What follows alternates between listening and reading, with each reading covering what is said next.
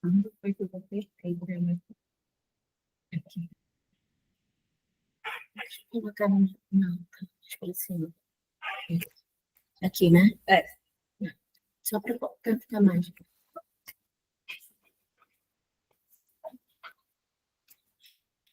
Por norma da fraternidade pura e sincera, recomenda a palavra divina. Amai-vos uns aos outros. Não determina seleções. Não exalta conveniências. Não impõe condicionais. Não desfavorece os infelizes.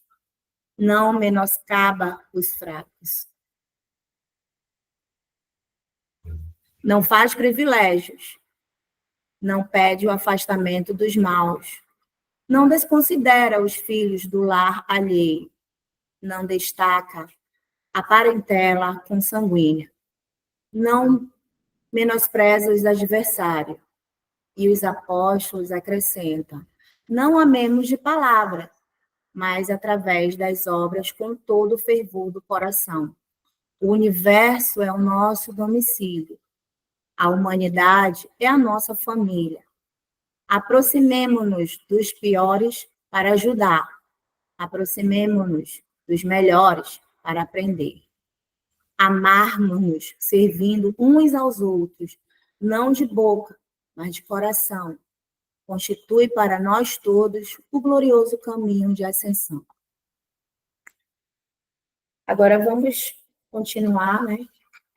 Harmonizados com os pensamentos elevados a Deus, que é o nosso Criador, a Cristo, nosso Consolador, a toda a equipe espiritual aqui presente, a nossa doce Maria, seu amor fraterno nos dá todo dia.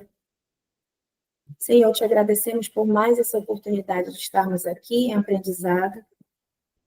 Queremos, Senhor, apenas que nos dê o entendimento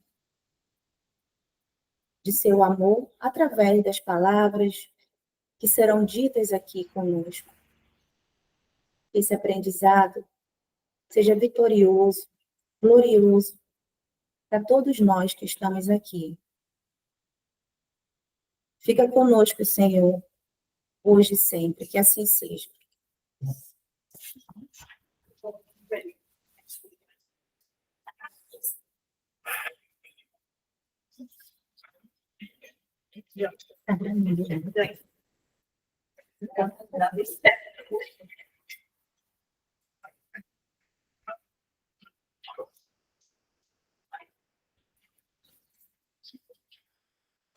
Lindos corações do Cristo. Bueno, esta abertura foi maravilhosa. Amar.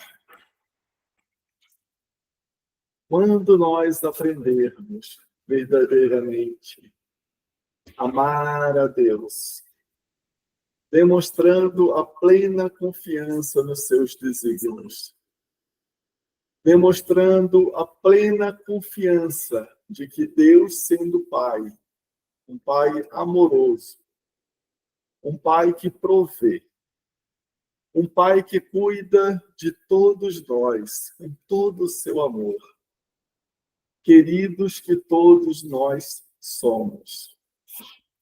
E quando aprendermos a amarmos, nós nos amarmos, com toda essa força, com todo esse amor. E também amar o próximo. Desta forma, cumpriremos e agiremos conforme a vontade de nosso Deus. E hoje, na palestra, nós traremos essa reflexão. O Cordeiro de Deus, Jesus. A sua paixão. Mas a paixão que nós vamos trabalhar aqui hoje não é a paixão humana, é uma paixão de ordem crística, é uma paixão de ordem divina. E qual seria, então, a diferença? A paixão humana nós poderemos escrevê-la com a letra P em minúsculo. Eu tenho paixão pelas flores. Eu tenho paixão pela música.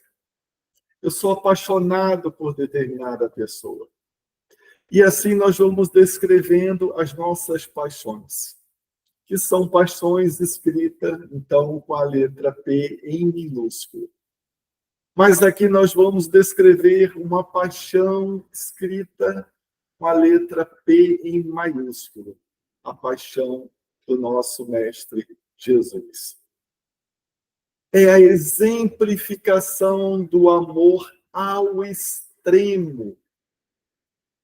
É a exemplificação da plena confiança nos desígnios divinos, da proteção de um Deus que está presente, está sempre velando por nós, está sempre nos protegendo, está constantemente nos abençoando. É essa paixão que, quando nós olhamos para o Cristo, tiramos ele como nosso modelo e guia, nós temos que procurar caminhar conforme os seus passos. E assim, igualmente, confiar nos desígnios divinos. Pois tudo o que aconteceu com Cristo era necessário. A sua crucificação, a sua paixão, como nós conhecemos, era necessário para que nós pudéssemos fazer a nossa ascensão espiritual. Tudo estava em conformidade com os desígnios divinos. E para que nós possamos, então, ter uma amplitude de tudo isso, este livro, A Caminho da Luz, pelo nosso Chico Xavier, psicografado pelo Chico, onde Emmanuel, no capítulo 12º, nos traz a seguinte mensagem: o que aconteceu com Jesus estava escrito na profecia, onde Isaías, no capítulo de número 53, descreveu da seguinte forma: dele asseveraram os profetas de Israel. Muito tempo, é o destaque ainda de Emmanuel, os profetas de Israel falaram sobre o Cristo muito antes da manjedoura, muito antes do seu nascimento, muito antes do Calvário, muito antes da demonstração ou da paixão do Cristo. E Isaías registrou desta forma: levantar-se-á como um arbusto verde, vivendo na ingratidão de um solo árido, a nossa ingratidão, onde não haverá graça nem beleza, carregando de opróbios e desprezados dos homens, e nós desprezamos o Cristo. Todos lhe voltarão o rosto, coberto de ignomínias, não merecerá consideração, de desprezo. É que ele, Jesus, carregará o fardo pesado de nossas culpas e dos nossos sofrimentos, tomando sobre si todas as nossas dores. O Cristo levava sobre ele os nossos sofrimentos, as nossas dores. Presumireis, vamos prestar atenção nesse destaque de Emmanuel, presumireis na sua figura um homem vergando ao peso da cólera de Deus. Então, Deus estava descendo sobre Cristo a sua cólera. Então, as nossas vistas viam isso, mas não era assim. Mas Serão os nossos pecados que o cobrirão de chagas sanguinolentas, e as suas feridas hão de ser a nossa redenção. Somos um imenso rebanho desgarrado, mas para nos unir no caminho de Deus, ele, Jesus, sofrerá pelas nossas iniquidades, humilhado e ferido, não soltará o mais leve queixume, deixando-se conduzir como um cordeiro ao sacrifício. Deixando-se conduzir. Qualquer momento, o Cristo poderia levantar as suas mãos e reverter toda a situação. Mas estava nos desígnios divinos que ele deveria deixar ser conduzido ao sacrifício como um cordeiro. O seu túmulo passará como o de um malvado, e a sua morte como a de um ímpio, pecador. Mas desde o momento em que oferecer a sua vida, verá nascer uma posteridade, e os interesses de Deus hão de prosperar nas suas mãos. Isaías, o profeta Isaías, já descrevia que ele, o nosso mestre, deveria agir como um cordeiro levado ao sacrifício. Para que nós possamos entender esse contexto religioso, o que é um cordeiro sendo levado ao sacrifício, e de onde vamos extrair a lição do amor, que é o que o Cristo trouxe para nós. Vamos relembrar, então, a primeira parte que a Bíblia, no Antigo Testamento, ainda no seu primeiro livro, Gênesis, ele vem trazendo uma história que, quando a gente ler, nós temos que saber ler. Porque o Antigo Testamento, ele se utiliza de várias figuras de linguagens. Então, nós temos que saber olhar, contextualizar para tirar uma lição. E eis que Abraão, não cabe o tempo contar toda a história do pai Abraão, mas eis que chega o momento que Abraão é posto à prova. Gênesis, capítulo 22. Está descrito assim. Algum tempo depois, Deus pôs à prova Abraão. Deus chamou Abraão pelo nome. Pois não, Senhor. Eis-me aqui. Abraão, pegue agora o seu filho Isaque, que ama, e que é o seu filho único, leve à montanha, queime o seu filho como sacrifício.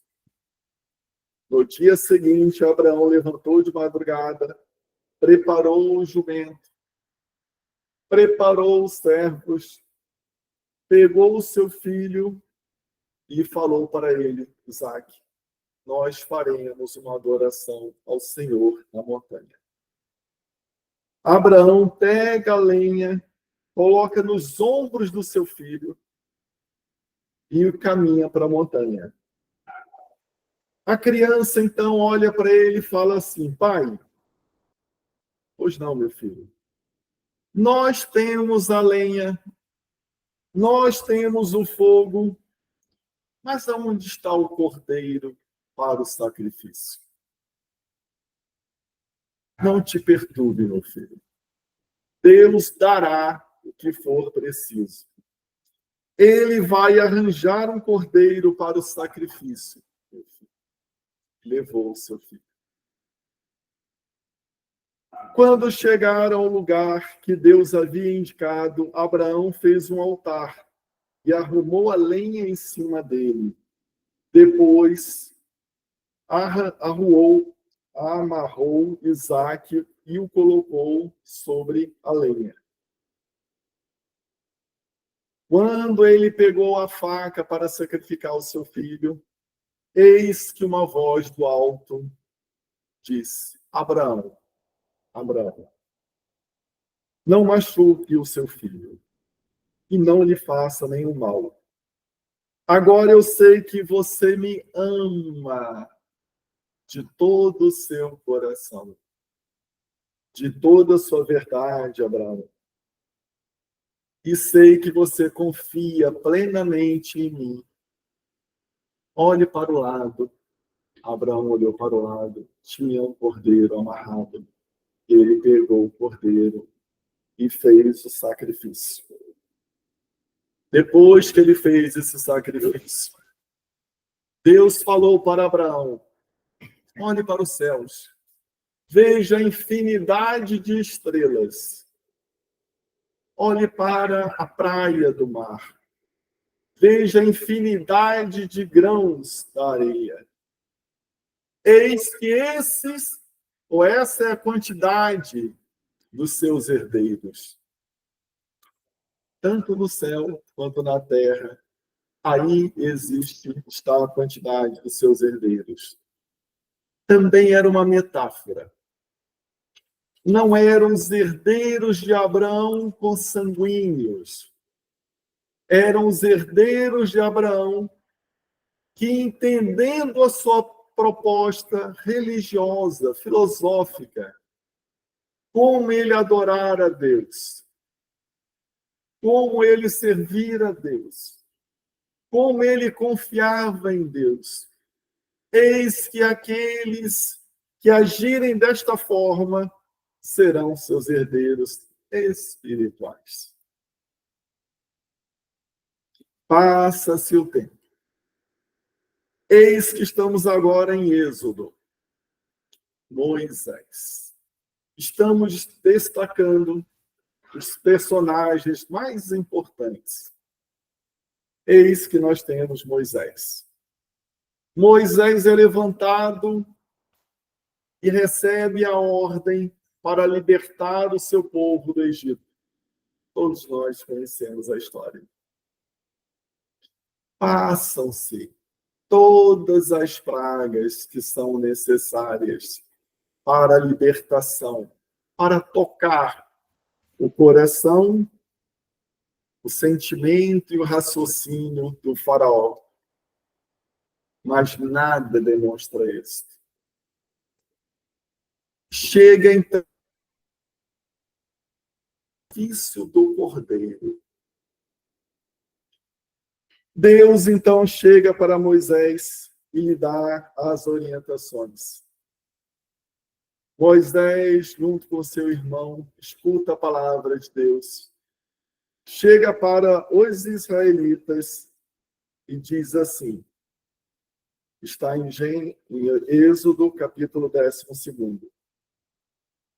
Escolham cordeiros e os matem, para que todas as suas famílias possam comemorar a Páscoa.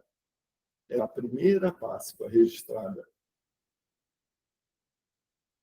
Peguem um galho e o molhem de sangue que estiver na bacia. Então, era sacrificado, havia necessidade do derramamento do sangue. Passem os batentes pelo lado de fora, do lado em cima, que é o umbral, que é o portal. E quando o anjo da morte se aproximar, onde tiver o sangue do cordeiro, ali não haverá o sacrifício de um cordeiro, do filho de vocês. Vocês, se confiarem no que está sendo falado, vocês não necessitarão passar pela provação ou pela expiação, caso a provação, que nosso pai Abraão passou. Eles foram orientados. E assim o fizeram. Sangraram o cordeiro e passaram o sangue. E o anjo da morte, naquela noite, se desviava, passava daquelas portas que estavam ungidas pelo sangue do cordeiro. E foram, então, pegar os cordeiros desprotegidos, todos os filhos do Egito. Eles também, filhos de Deus, necessitavam passar por essa expiação. Necessitavam ser tocados de forma dolorosa, para que pudessem, ao continuar as suas existências, no momento adequado, despertar para as verdades divinas. Não era uma maldade de Deus, era uma necessidade daqueles. Eis, então, que eles procedem desta forma, e procedendo assim, Moisés dá a orientação. Pois a partir de agora, vocês, israelitas, viram com seus olhos o que é o poder de Deus, seguiram as suas orientações, e dessa forma os seus filhos foram poupados. E os israelitas, no dia seguinte, verificaram que tudo aquilo acontecera. O povo do Egito, falando para eles: vão embora, porque mataram nossos filhos, daqui a pouco vocês vão nos matar. Senhor, dê a liberdade para eles. E nós conhecemos o restante da história. Tudo isso aconteceu. E nesse momento, o povo recebe a orientação de todo ano fazer este ritual. Todo ano comemorar a Páscoa desta forma. Trazer um cordeiro para o convívio familiar. As pessoas, os familiares, se apegavam àquele, e ele necessitava ser sangrado. E os filhos perguntavam aos seus pais o porquê disso. Este ritual representava e representa a nossa libertação do Egito, a necessidade do sacrifício do cordeiro. É uma reflexão, e assim eles faziam, por orientação de Moisés em Êxodo, façam todos os anos a comemoração da Páscoa. Este ritual. Vale um pequeno adendo. Nós, os espíritas, nós somos libertos dos rituais. Para que aquilo não fique algo maquinal. Mas nós não devemos deixar de entender o que é sagrado. E cuidar de forma santa, sagrada. Nós temos momentos sagrados em nossas vidas. Somos libertos do ritual, mas a essência, agora pelo raciocínio, nós devemos agir de forma santa, de forma sagrada. O que é santo? O que é separado? O que é sagrado? Não mais com rituais, mas com toda a verdade dos nossos corações. Eis, então, passado esse momento, onde os israelitas repetiam esse ritual todo ano, aquilo ficava marcado de forma bem íntima dentro do seu ser. aquilo era verdade para eles. Eles eram convidados todo ano a relembrar a sua libertação, a libertação de seus corpos, a libertação física, sair do Egito, de um local. Mas também havia necessidade da libertação intelecto-moral. Se desmembrar, desconectar do que era do Egito para a sua pureza espiritual. Chega o momento, então, da maioridade espiritual da humanidade. Passado o tempo depois de Moisés, a humanidade atinge essa elevação espiritual. Está pronta para agora receber um alimento mais refinado, um ensinamento mais apropriado para suas necessidades morais. Eis que agora o próprio Cristo vem para a Terra. O Cristo está entre nós. Demonstra que ele está com Deus e Deus está com ele. Cura. Dá vista aos cegos. Limpa os leprosos. E as pessoas ficam maravilhadas. Mas algumas ainda envolvidas pelo coração. Outras ainda de forma muito superficial, que não é o suficiente. E o Cristo, além dos milagres, que são ou é um trabalho para os corpos, o Cristo traz, então, alimento para a alma de todos nós. Ele sobe ao monte com toda a propriedade, por conhecer as leis de Deus, conhecer a vontade de Deus, conhecer e sentir e viver com o amor de Deus. Profere as bem-aventuranças. É um ensinamento que nós necessitávamos na época e ainda necessitamos. Bem-aventurados os que choram, porque serão consolados. Bem-aventurados os famintos e os que têm sede de justiça, porque serão saciados. Bem-aventurados os que sofrem perseguição pela justiça, porque deles é o reino dos céus. Bem-aventurados vós que sois pobres, porque vosso é o reino dos céus.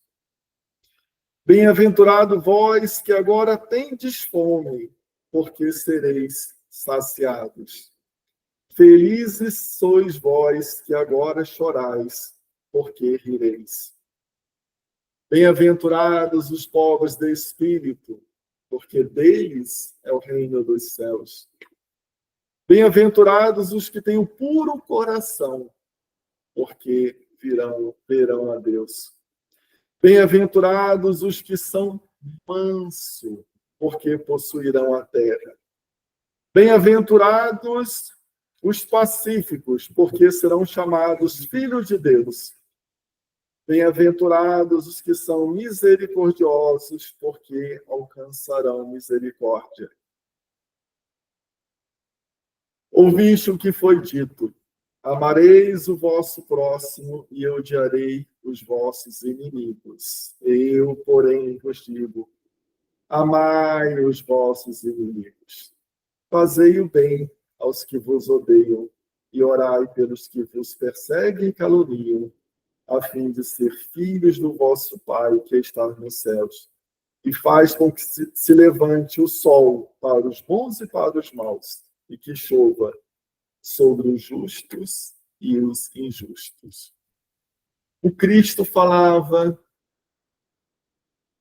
as bem-aventuranças, alimentando a esperança, alimentando a fé em cada um de nós. Ele falava com propriedade, com todo conhecimento e confiança em Deus. Depois de tudo isso que aconteceu, nós ainda não conseguimos reconhecer e amar verdadeiramente o Cristo. O que era amar o Cristo? É aceitá-lo com toda a verdade em nossos corações. Se assim o fizermos, passaremos por todas as nossas provações, por todas as nossas expiações, com leveza,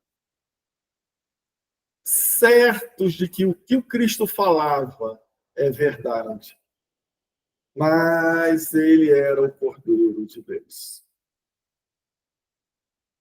Eis que agora nós vamos nos valer de Lucas capítulo 22, que diz assim: chegou o dia da festa dos pães sem fermento, em que os judeus matavam cordeiros para comemorar a Páscoa. Veja que o Cristo, providência divina, trabalhou para que a paixão do Cristo, a sua crucificação, seu sacrifício, se desse no momento que eles faziam seus rituais referente à libertação que eles tiveram do Egito. Estavam preparando o cordeiro para a Páscoa. Então Jesus deu a Pedro e a João a seguinte ordem: vão e preparem para nós o jantar da Páscoa. Eles perguntaram: onde, Senhor? Onde que o Senhor quer que nós preparemos o jantar? Escutem. Quando entrarem na cidade, um homem carregando um pote vai se encontrar com vocês e digam que eu mandei que ele preparasse a mesa. E assim eles foram. Entraram e encontraram com o Senhor, e a mesa estava preparada. Quando chegou a hora, Jesus sentou-se à mesa com os apóstolos e lhe disse: como tenho desejado comer com vocês o jantar da Páscoa. Pois eu digo a vocês que nunca comerei esse jantar até que eu coma o verdadeiro jantar que haverá no reino de Deus. Então Jesus pegou o cálice de vinho, deu graça a Deus e disse: peguem, bebam. Este é meu sangue. Pegou o pão e partiu. Comam. Esta é minha carne. Este cálice é a nova aliança que Deus faz com vocês. Lembrando da primeira aliança, ainda com o pai Abraão, que era simbolizado pela circuncisão. A segunda aliança, os 10 mandamentos, as leis divinas. E agora era apresentada a terceira aliança, o amor, a exemplificação do Cristo. Nós conhecemos a história. O Cristo é crucificado. Seu sangue é derramado, o sangue de um inocente. Conhecemos também a história de Maria, que aos pés da cruz, quando olha para o Cristo, não entende e começa a fazer reflexões por que seu filho teria que passar por aquilo. Mas mesmo Maria compreende a mão de Deus, pois ela olha o seu filho sangrando mas sabia que desde o início da sua anunciação, quando o anjo Gabriel chegou para Maria e falava e anunciava para ela a vida do Senhor, quando ele falou: Ave Maria, salve Maria, o Senhor está convosco, bendita sois vós entre as mulheres. Maria sentia toda a graça de Deus e sabia que ali Jesus não estava abandonado e a proteção de Deus estava agindo. Nós olhamos para o Cristo. Maria compreendeu e Maria também teve a sua ascensão espiritual. E nós que olhávamos para o Cristo, ainda não conseguimos linkar toda a história. Desde o Cordeiro de Abraão, desde o Cordeiro de Moisés, agora o Cordeiro de Deus. Onde aquele trazia, ele como o Cordeiro, ele para ser sacrificado, para no terceiro dia se levantar e mostrar toda a confiança nos desígnios divinos. Eu estou aqui. Me toquem, olhem para mim, eu como com vocês. E os apóstolos constataram tudo isso. Muitos amaram Cristo com as bem-aventuranças. E com esse amor ficaram vinculados psiquicamente ao Cristo. Tanto é que até hoje nós estamos aqui falando de Jesus, o Cristo. Agora nós temos olhos de ver, ouvidos de ouvir, compreender o que aconteceu com Cristo. Outros odiaram Cristo, odiaram tudo o que ele fez e da forma com que ele fez. Esses que odiaram também ficaram vinculados psiquicamente ao Cristo. Então, uma parte ficou vinculada ao Cristo pelo amor. Outra parte ficou vinculada ao Cristo pelo ódio. Mas sendo ele um ser crístico, ele tinha e tem condições, na sua ascensão espiritual, trazer junto a ele todos que se vincularam, de uma forma ou de outra, psiquicamente, ao Cristo. E o Cristo transfere a todos eles o seu amor, para que nós possamos senti-lo tal qual transfusão sanguínea, mas agora uma transfusão psíquica, alimentando a cada um de nós. O Cristo é tal qual o sol, que brilha e emana energia. Nessa energia que ele emana, todos sentem o raiar do seu amor. Para que, tocados por esse amor, nós possamos também fazer a nossa ascensão espiritual. Com isso, corações queridos, quando a gente avalia tudo o que aconteceu com Cristo, nós conseguimos extrair o amor que ele teve por aceitar passar por tudo isso por nós, para exemplificar que nós devemos assumir a nossa cruz, que nós devemos confiar plenamente nos desígnios divinos, porque nós também, agindo dessa forma, conseguiremos a nossa ascensão espiritual. O Cristo fez isso por amor a cada um de nós. E dentro dessa exemplificação, como foi lida aqui a bem-aventurança, bem-aventurados os pacificadores, ou seja, aquele que leva a paz, aquele que fez a sua transformação moral, Bem-aventurado que age com misericórdia, pois alcançará a misericórdia divina.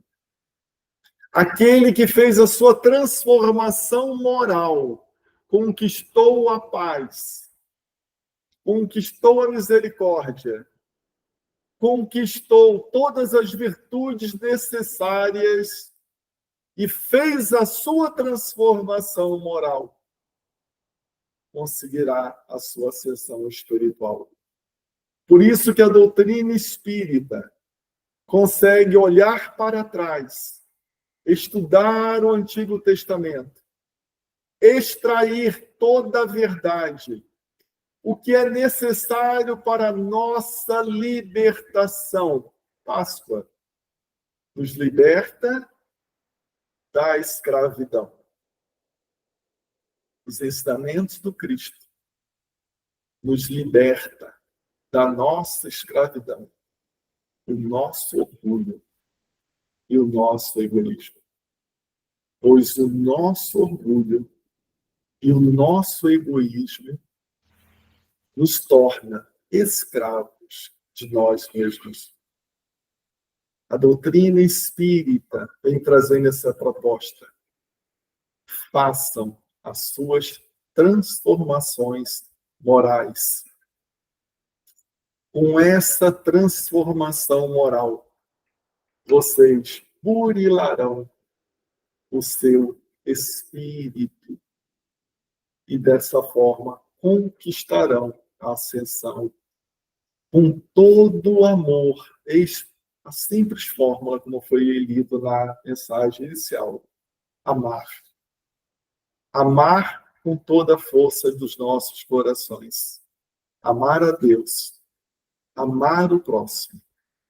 E amar a nós mesmos. Graças a Deus. Obrigado.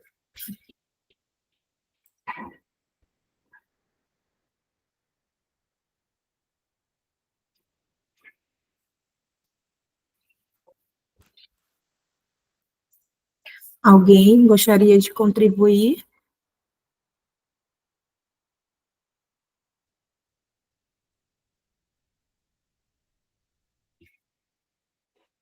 Oi, boa noite. Então, vamos agradecer mais uma vez o seu Bartolomeu pela belíssima, esclarecedora apresentação para todos nós aqui. Temos essa oportunidade de agradecer pessoalmente, hoje aqui na nossa casa. E vamos agora para a nossa prece, né? Vamos continuar com os nossos pensamentos harmonizados pelo amor de Cristo, né? Que possamos, Senhor, através desse esclarecimento da Tua Palavra, levar para a nossa reforma íntima, as nossas atitudes durante o dia, com nossos amigos, parentes, que possamos compreender um pouco desse Teu amor por todos nós, que possamos ser pacíficos uns com os outros, através do Teu amor, do Teu ensinamento. Fica conosco, hoje e sempre. Que assim seja. Obrigada a todos. Boa noite. Uma paz. Aí na lateral. Boa noite.